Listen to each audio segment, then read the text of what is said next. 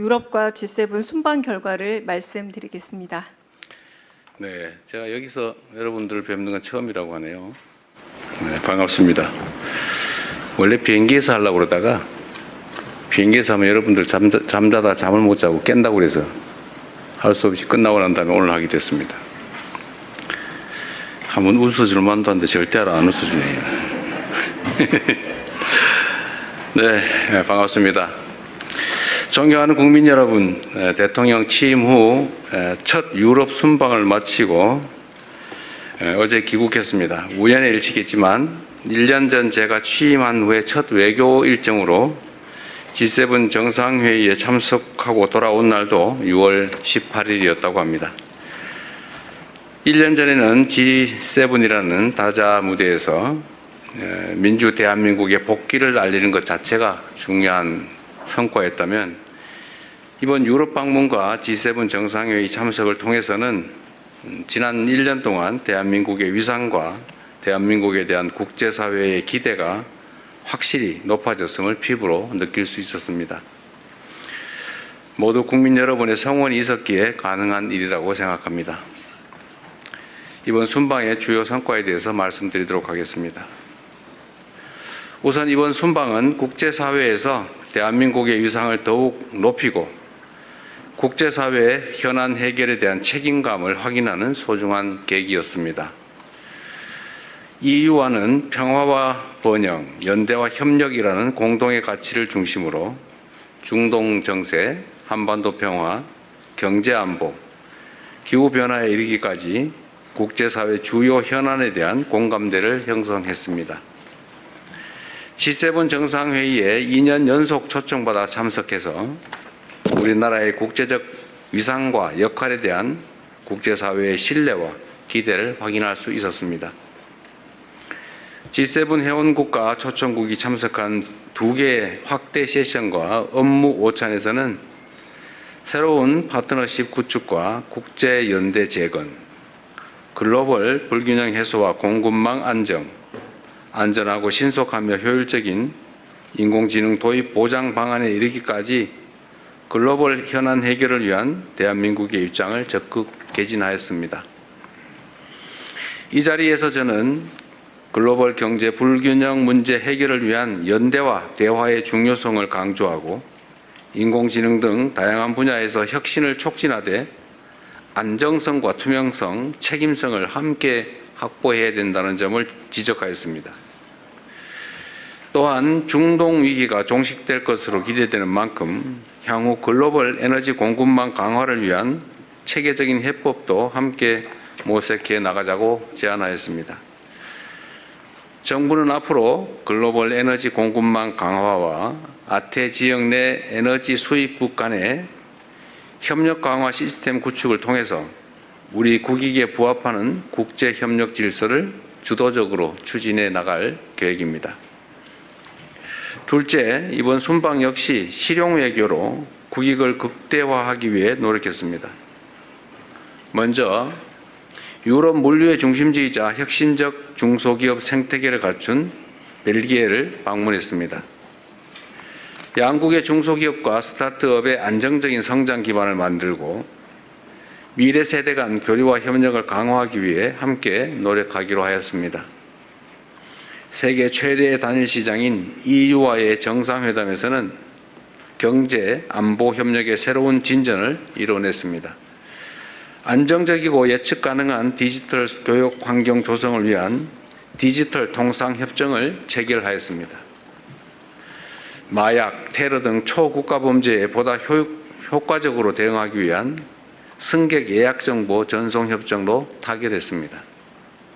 이를 통해 한국과 EU 간 디지털 협력과 국민 안전을 위한 공조 체제가 한층 강화될 것으로 기대됩니다. 무엇보다 EU를 방문한 것은 오는 7월 1일 철강 관세 할당 제도 조치 발효를 앞두고 한국산 철강에 대한 쿼터가 대폭 줄어들 것으로 우려되는 상황이었기 때문입니다. 이러한 조치가 무역 장벽이 되어서는 안 된다는 우리의 확고한 입장을 EU 지도부에 전달하였고 FTA 체결국이자 전략적 파트너인 한국에 대한 각별한 배려를 당부하였습니다. 이탈리아와는 특별 전략적 동반자로 관계를 격상하였고 중소기업, 첨단 과학기술, 사회연대경제, 개발협력, 그리고 문화 분야 등 5개 분야에서 양해각서를 체결했고 한 개의 협정을 타결하는 등 실질 협력의 폭을 크게 넓히는 성과를 얻었습니다. 특별히 한국 기업의 시장 진출에 큰 걸림돌로 작동했던 초감가상각 제도 문제가 빠르게 해소되어 매우 기쁘게 생각합니다. 한인 관광 가이드의 자격 문제 등 우리 제외 동포들이 겪고 있는 오래된 애로사항에 대해서도 멜로니 총리의 적극적인 협조를 통해 해결의 전기가 마련됐습니다. 교황청에서는 레오 14세 교황님을 예방하고 내년 서울 세계 청년대회의 성공적 개최를 위한 협력을 약속했습니다. 또한 국내 교구에 현직 추기경이 한 분도 없다. 대한민국의 600만 천주교인들을 위해서 추기경을 국내 업무 담당하는 현직 추기경을 임명해달라라는 우리 한국 가톨릭계의 염원도 전달드렸습니다. 예상과 달리 본인이 추기경을 임명한 사람이 아직 한 명도 없는데 앞으로 만약에 새로 추기경을 임명하게 된다면 한국의 사정을 각별히 고려하겠다는 말씀을 해주셨습니다. G7 정상회의 계기에 미국, 캐나다, 독일, 케냐 정상들과도 양자 협력 등 다양한 현안에 대해서 의견을 교환했습니다. 트럼프 미국 대통령과는 조선을 포함한 호혜적인 협력 방안에 대해 뜻을 같이 하고 한미일 협력의 중요성에도 공감했습니다.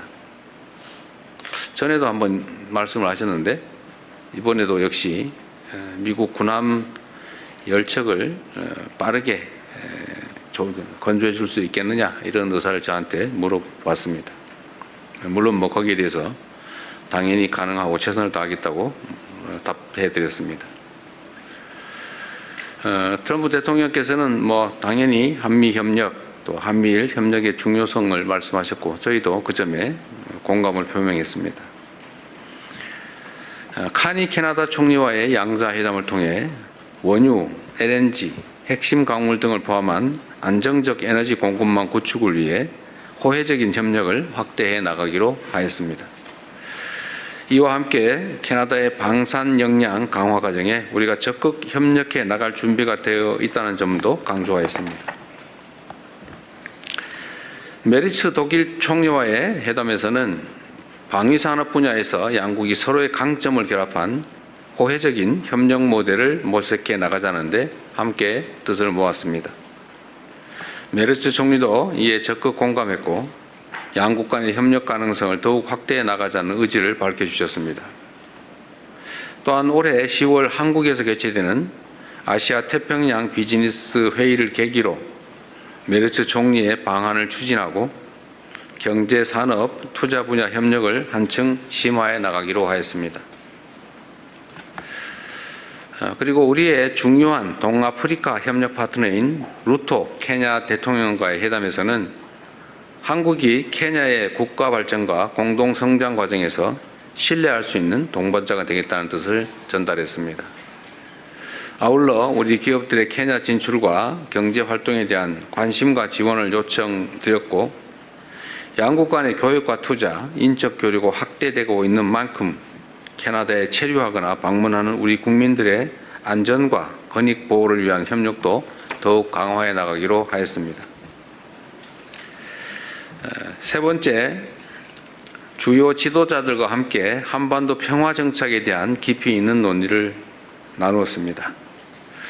교황청에서 열린 평화와 연대를 위한 특별미사에 참석하여 한반도 평화에 대한 우리 정부의 의지와 구상을 상세히 설명하였습니다. 6.15 남북 공동선언이 한반도에 남긴 화해와 협력의 정신, 평화를 향한 희망의 불씨가 여전히 살아있으며 앞으로도 계속 이어져야 한다는 점을 재삼 강조하였습니다. 또한 레오 14세 교황께 내년 서울에서 개최되는 세계 청년 대회를 계기로 방한을 요청드렸습니다. 그리고 방한의 계기에 DMZ 방문을 포함해서 가급적이면 북한 방문도 추진해 주시도록 요청드렸습니다. 교황께서도 적극적으로 고려하고 추진해 보겠다는 말씀하셨습니다. 트럼프 미국 대통령과는 공식 만찬을 비롯해서 여러 계기에 만나 허심탄회하고 매우 깊이 있는 대화를 나눌 수 있었습니다. 특히 마크롱 프랑스 대통령이 일부러 만찬 자리에 트럼프 대통령과 저 이렇게 자리를 붙여주셨다고 저한테 말씀하셨습니다. 얘기할 거리가 많을 것 같아서 일부러 그랬다고 저한테 생색도 내셨는데 이 자리를 빌어 감사드립니다. 실제로 아주 오랜 시간 한반도 문제를 포함해서 한미 관계에 대해서 깊이 있는 또 서로 이해를 깊이 하는 그런 논의가 가능했습니다. 저는 트럼프 대통령의 중동 지역 내 평화 정착과 이란 핵 문제 해결을 위한 노력에 지지를 표명했고 한반도의 긴장 완화와 지속 가능한 평화 정착을 위해 역할을 해 주실 것도 다시 한번 당부드렸습니다. 트럼프 대통령 역시 한반도 문제에 깊은 관심을 갖고 있음을 재차 확인해 주었습니다. 특히 한반도 평화가 동북아시아는 물론 세계 평화와 안정에도 중요한 의미를 갖는다는 데 공감하고 앞으로도 관련 사안에 대한 긴밀한 소통 또 건설적인 기여를 함께 모색해 나가기로 하였습니다. 마지막으로 해외 동포 여러분들과 함께한 시간에 대해서 짧게 말씀드리겠습니다. 먼저 벨기에에서는 한국 해외 입양 동포분들이 매우 많기 때문에 그분들로부터 오랜 시간 가슴에 품고 살아오신 여러 이야기를 들을 수 있었습니다. 타국에서 겪어야 했던 외로움, 또 입양에 따른 정체성에 대한 고민, 또 친생 가족을 찾고자 하는 간절한 바람과 노력을 접하면서 대한민국 대통령으로서 참으로 만감이 교차하고 많은 책임감을 느꼈습니다. 입양 동포 여러분의 현안을 더욱 세심하게 살펴야 되겠다는 다짐을 했습니다.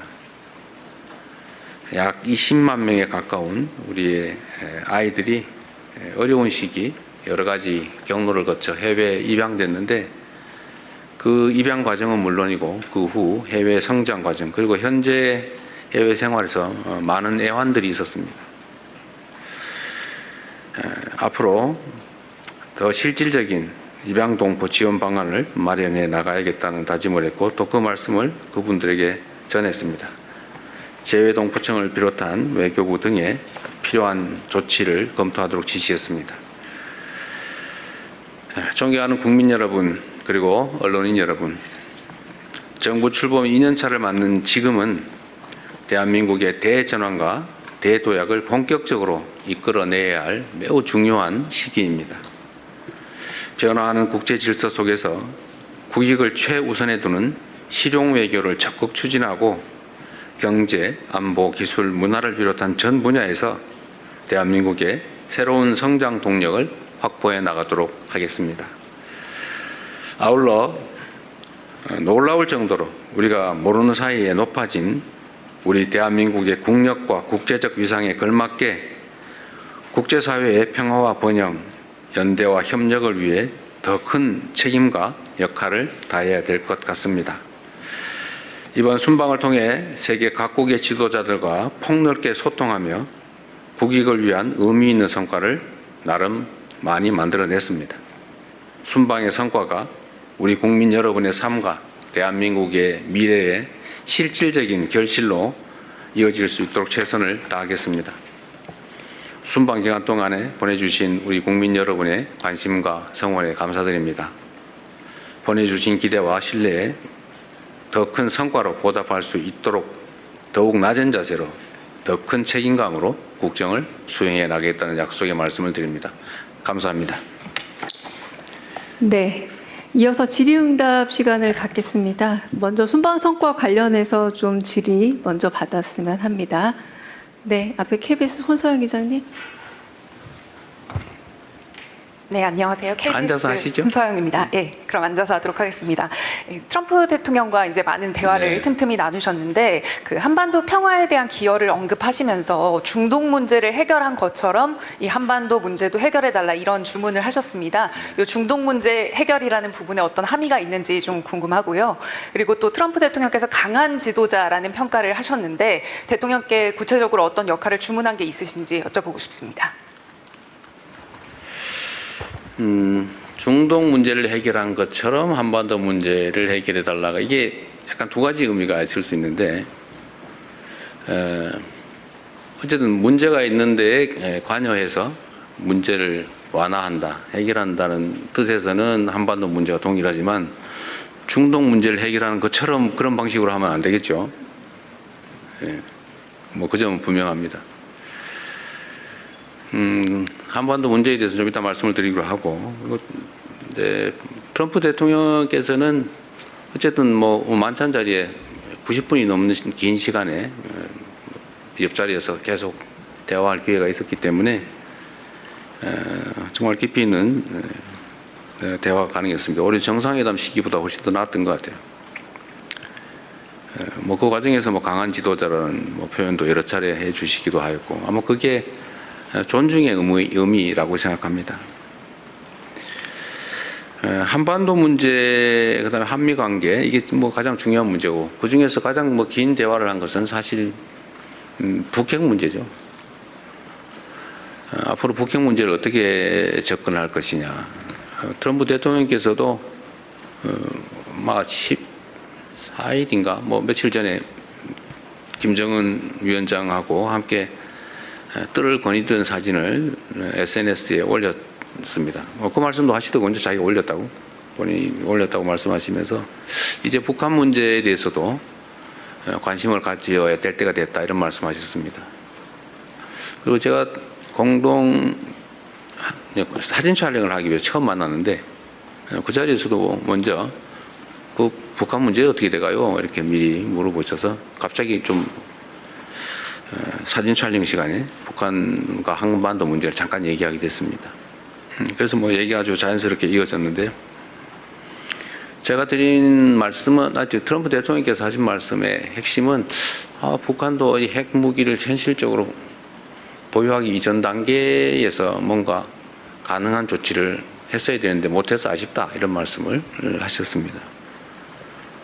저도 물론 뭐 그 점도 그 점이지만 지금은 다른 나라를 대하는 방식으로 북핵 문제를 접근하면 안 된다 라는 점을 분명히 말씀드렸습니다. 뭐 그 점에 대해서 본인도 동의하셨고요. 근데 해결 방안이 마땅치 않다는 생각을 가지고 계셨고 그게 고민이었던 걸로 보입니다. 그래서 북핵 문제에 관한 우리의 입장을 좀 자세히 설명을 했어요. 이게 일률적으로 한 번에 처리가 불가능하다. 예를 들면 북한은 우리의 판단으로는 뭐 일단 일정 수 이상의 핵무기를 실제 이미 보유하고 있는 것 같고 또 연간 10개에서 20개 정도의 핵무기, 핵폭탄을 만들 수 있는 핵물질을 계속 생산해내고 있고 또 그 투발 수단, 핵무기라고 하는 게 그 자리에서 뭐 쓸 수 있는 건 아니니까 어딘가를 멀리 보내서 사용하는 건데 소위 투발 수단, 옮기고 떨어뜨리는 그 투발 수단으로 ICBM 대륙간 탄도미사일을 뭐 단거리, 중거리 미사일 이미 다 개발했고 대륙간 탄도미사일은 거의 마지막 개발 단계에 있는 것으로 보여진다. 근데 이런 상태에서 그냥 원론적인 얘기를 서로 하면 이게 접근이 불가능하다. 북한은 비핵화 얘기를 하지 말고 핵 보유를 인정해야 대화하겠다 이러고 또 국제사회 입장에서는 비핵화를 포기할 수 없는데 이러니 대화 자체가 되지 않는다. 그래서 우리가 제안했던 것처럼 단계별로 좀 목표를 나누자.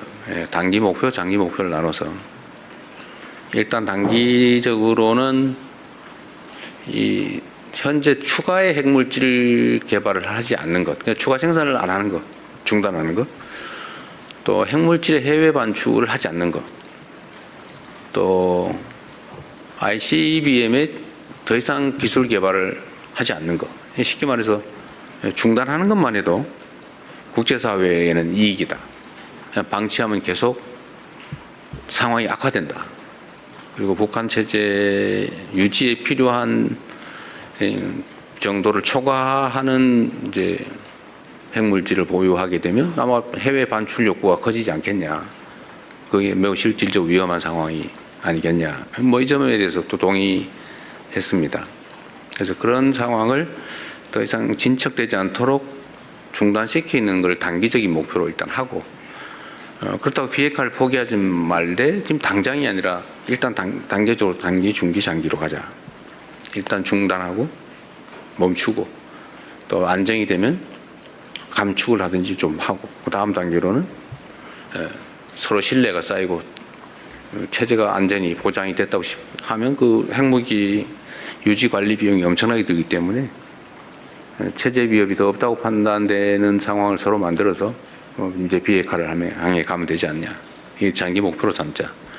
그래서 이 두 가지를 약간 나눠서 단계적으로 접근하는 게 현실적이지 않나, 이런 설명을 좀 긴 시간 드렸어요.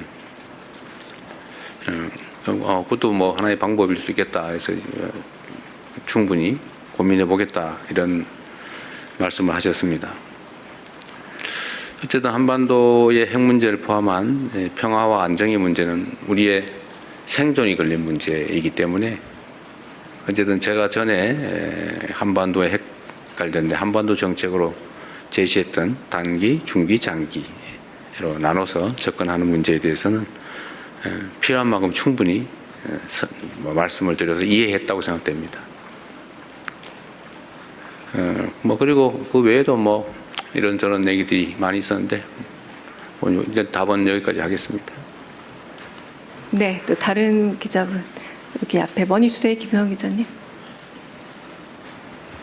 예, 저 머니투데이의 김성원 기자입니다. 순방 고생하셨고 시차 적응을 좀 하고 계신지 모르겠습니다.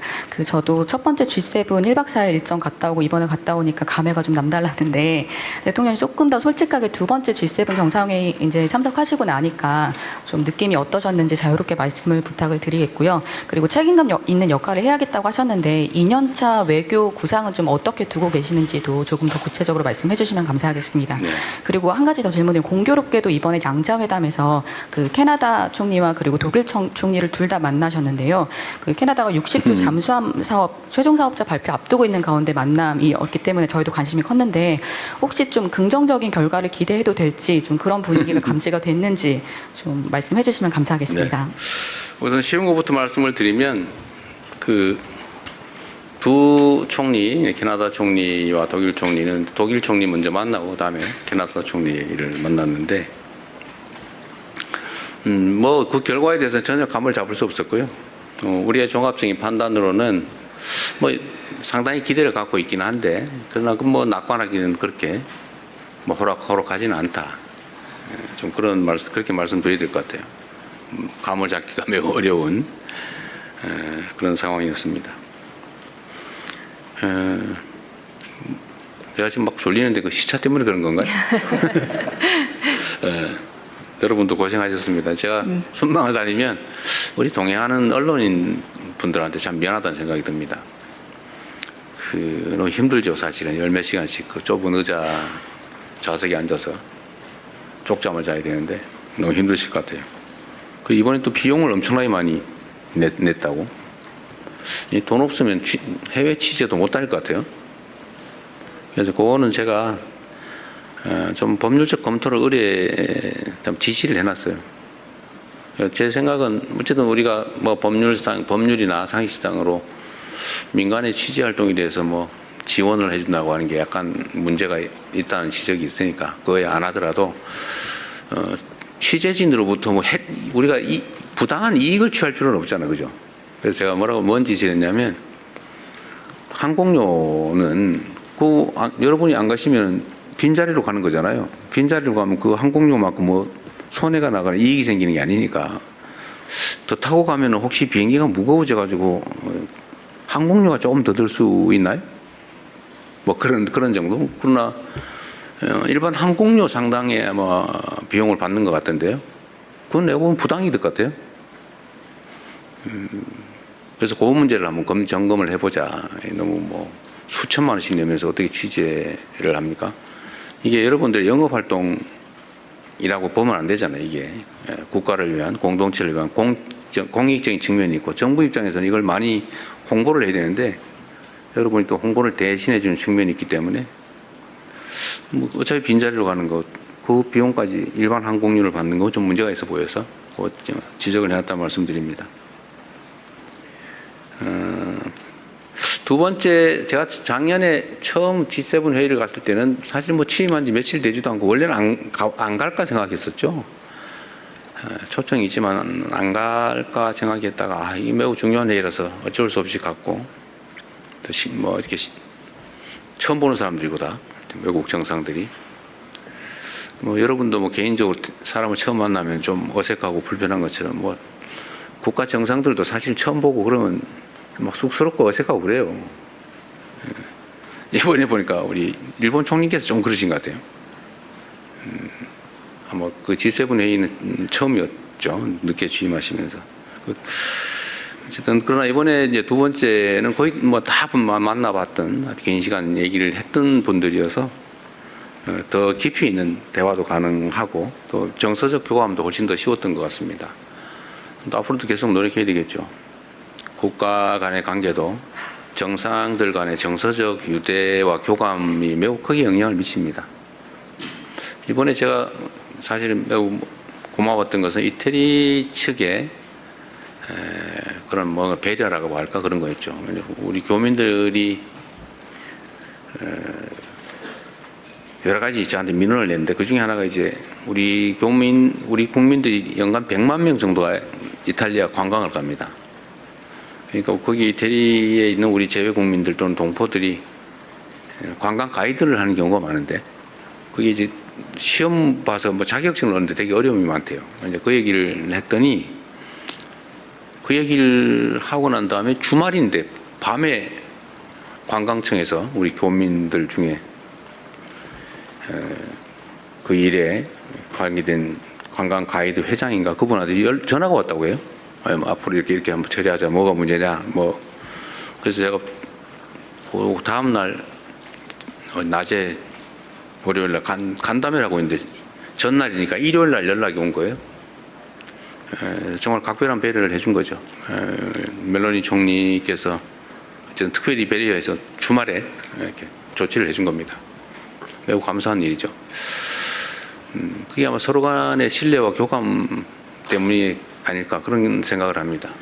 그리고 초감가 상각제도라고 하는 것도 우리 대한민국 기업들은 배제돼 가지고 혜택을 못 보게 돼 있어서 엄청난 부담이었는데 저번 1월 달에 총리께서 방한했을 때 제가 그 문제 지적을 했는데 그 사이에 몇 달 사이에 법률 개정까지 다 끝내가지고 대한민국 기업들의 그 수출품에 대해서는 똑같은 유럽 기업과 똑같은 혜택을 주기로 바꿔놨더라고요.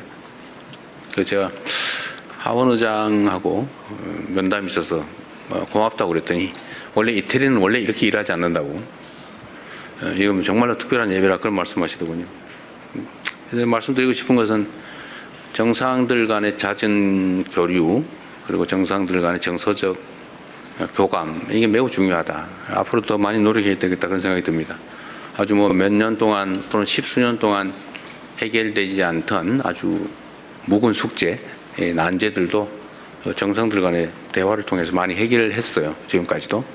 그래서 좀 더 가급적이면 임기 전반에 초반에 외국 정상들 간의 정상회담 교류는 좀 최대한 많이 하려고 합니다. 힘들긴 한데 사실 임기 후반에 가면 사실 그게 뭐 그렇게 효과를 보기 어렵죠. 이미 다 조치할 수 있는 시간이 다 지나버리기 때문에 초반에 많이 하려고 하는데 육체적으로 좀 부담되고 어렵긴 한데 또 여러분들은 매우 어렵긴 하겠지만 좀 앞으로도 좀 더 자주 많이 나가게 될 것 같습니다. 또 많이 초청해서 많이 오시게 되지 않을까 싶습니다. 네. 네. 평화방송 김혜영 기자님. 네. 앞줄에 계신 기자분들이 공부도 잘하고 질문도 많이 하고 그런 거예요? 이번에 그 특별히 또 바티칸을 갔으니까요. 그렇군요. 네, 네, 평화방송 네, 김혜영입니다. 네. 저는 이번 지금 설명해 주시는 과정에서 처음 알게 됐는데 그 현직 추기경 임명 요청하셨다는 사실. 네. 이게 뭐 교회 염원이긴 합니다만 정부나 한국 사회에는 어떤 의미가 있는 일일까 여쭤보고 싶습니다. 대한민국에 뭐 여러 종교가 있습니다만 천주교는 참 교황청 입장에서 특별한 의미가 있을 것 같습니다. 선교사들의 파견 선교를 통해서 한국의 천주교가 전래된 게 아니고 한국만 유일하게 우리 스스로 천주교를 받아들였죠. 그게 이제 로마 교황청의 입장에서도 매우 중요하다고 합니다. 그래서 또 각별한 관심을 가지고 있다고 해요. 그래서 제가 그 점도 지적을 하고, 뭐 교회 문제에 우리가 관여하는 게 조금 그래서 말씀드리기가 좀 그랬는데, 그러나 우리 대한민국 천주교 신자분들이 무려 600만 명을 넘고 있고, 또 한국 사회에서 매우 중요한 일을 하고 있고, 또 내년에는 세계 청년대회라고 하는 100만 명이 모이는 매우 중요한 국제 행사까지 치러지게 됩니다. 그리고 현 교황께서도 교황이 되시기 전에 대한민국을 5차례 방문하셨다고 해요. 그리고 뭐 DMZ도 방문하셨던 것 같고, 또 한반도 평화 문제에 관심도 매우 높습니다. 그래서 제가 그런 계기에 한국의 천주교 신자분들, 천주교계에서 실제 뭐 염원이기도 해서 그 전달해드리는 형식으로 대한민국 정부가 정식 요청은 아니고 한국의 천주교 신자들이 염원하는 바인데 이거 꼭 전해드리고 싶다 그랬더니 교황께서도 한국의 천주교에 대해서 매우 관심이 높다는 느낌이 들었어요. 애정이 매우 많으셨고 뭐 저한테 대해서도 매우 살갑게 표현해 주셨는데 아마 그게 한국 천주교에 대한 애정이 아닐까 싶습니다. 말씀드린 대로 그 점에 대해서 본인께서 교황에 취임한 이래 단 한 명의 추기경도 임명하지 않았는데 아직까지 안 하고 있다. 만약에 하게 되면 이 점을 각별히 고려하겠다 이렇게 말씀해 주셨어요. 한국 천주교에 대한 또 천주교 조직과 신자분들에 대한 정말 각별한 애정을 표현해 주신 것 같습니다. 또 재밌는 거는 한국에 대한 저한테 이거 시계를 보여주시더라고요. 시골에 시커먼 시계를 차고 계시면서 이게 뭔지 아냐고 그래서 삼성 시계라고. 그래서 또 전화기도 갤럭시 쓴다 내가. 그리고 차도 현대차 탄다 이렇게 말씀하시더라고요. 어쨌든 뭐 각별한 관심이 있으신 것 같습니다. 네. 네.